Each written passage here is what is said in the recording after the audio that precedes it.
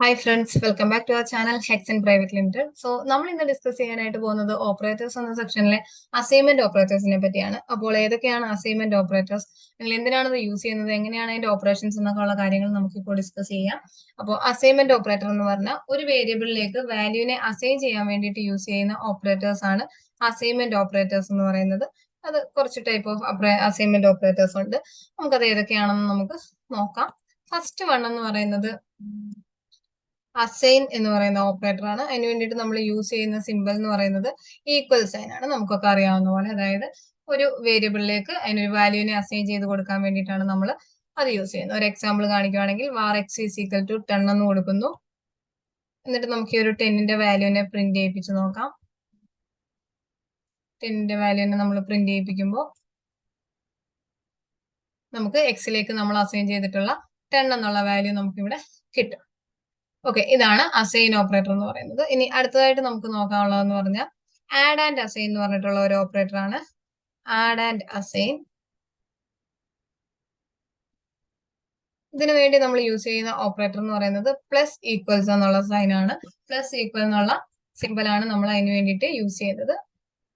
ഇതിൽ നമുക്ക് var x is equal to 10 എന്ന് തന്നെ സ്റ്റോർ ചെയ്യുന്നു. അതിനുശേഷം ഞാൻ result is equal to result എന്ന് പറഞ്ഞിട്ട് ഒരു വേരിയബിൾ ക്രിയേറ്റ് ചെയ്യുന്നുണ്ട്. var result is equal to, ഇതിലേക്ക് നമുക്ക് ഈ ഒരു ഓപ്പറേറ്റർ വെച്ചിട്ട് ഓപ്പറേഷൻ നടത്താം. var result is equal to x plus equals ഞാൻ 3 എന്ന് കൊടുക്കുന്നു. s പ്ലസ് ഈക്വൽസ് 3 എന്ന് കൊടുക്കുന്നു. അതായത് result is equal to X plus 4 എന്നാണ്. എക്സിന്റെ വാല്യൂ എന്താണോ അതിന്റെ കൂടെ 4 അല്ല 3 കൂടി ആഡ് ചെയ്യുക എന്നുള്ളതാണ് എക്സ് പ്ലസ് ഈക്വൽസ് 3 എന്ന് പറഞ്ഞു കഴിഞ്ഞാൽ അതിന്റെ മീനിങ് എന്ന് പറയുന്നത്. അതായത് ഇപ്പൊ എക്സിലിരിക്കുന്ന വാല്യൂ എന്ന് പറയുന്നത് 10 ആണ്. 10 പ്ലസ് 3 ആണ് നമുക്ക് റിസൾട്ടിലേക്ക് സ്റ്റോർ ആവുന്നത്. ഞാൻ ഡോക്യുമെന്റ് ഡോട്ട് റൈറ്റ് എന്ന് കൊടുക്കും. ഡോക്യുമെന്റ് ഡോട്ട് റൈറ്റ്, നമുക്ക് result print ചെയ്യിക്കാം.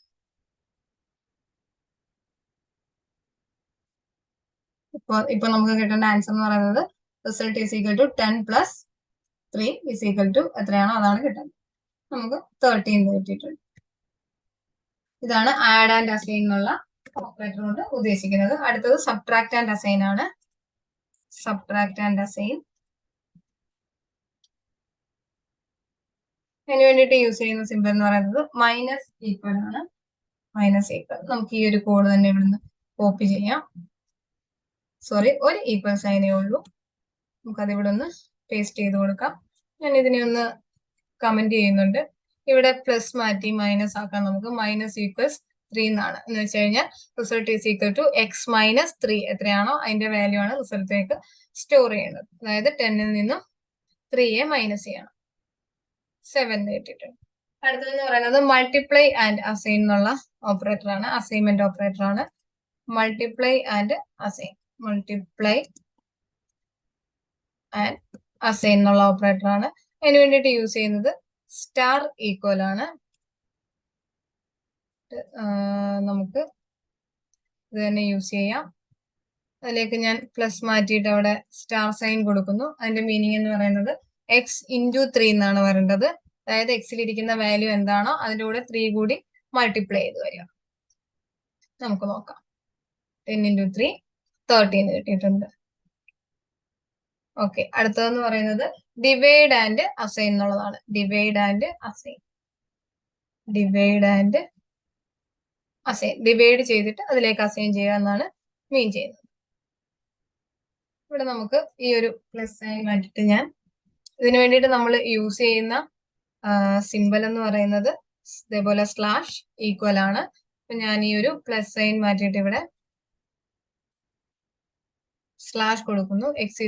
Result is equal to X slash equal 3 എന്ന് കൊടുക്കുന്നുണ്ട്. അപ്പൊ 10നെ 3 കൊണ്ട് ഡിവൈഡ് ചെയ്ത് ഈക്വൽ ചെയ്യുക എന്നുള്ളതാണ്.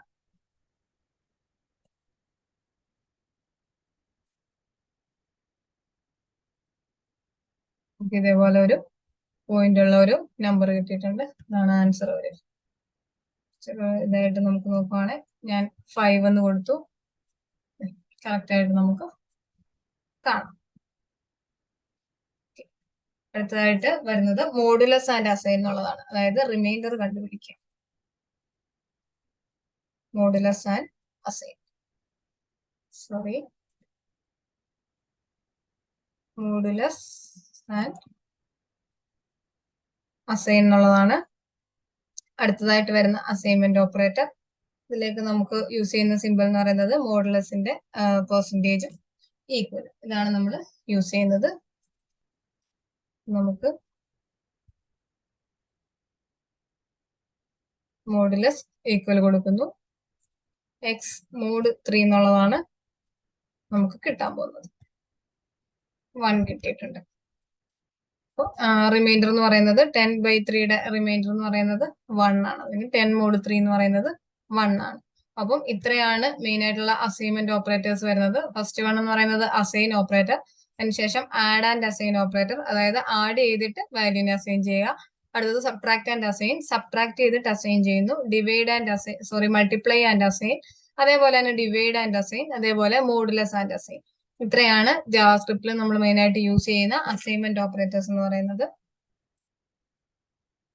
ഓക്കെ, എല്ലാവർക്കും എല്ലാം മനസ്സിലായി കാണുമെന്ന് കരുതുന്നു. അസൈൻമെന്റ് ഓപ്പറേറ്റേഴ്സ് ക്ലിയർ ആയിട്ടുണ്ടെന്ന് കരുതുന്നു. Thank you for watching.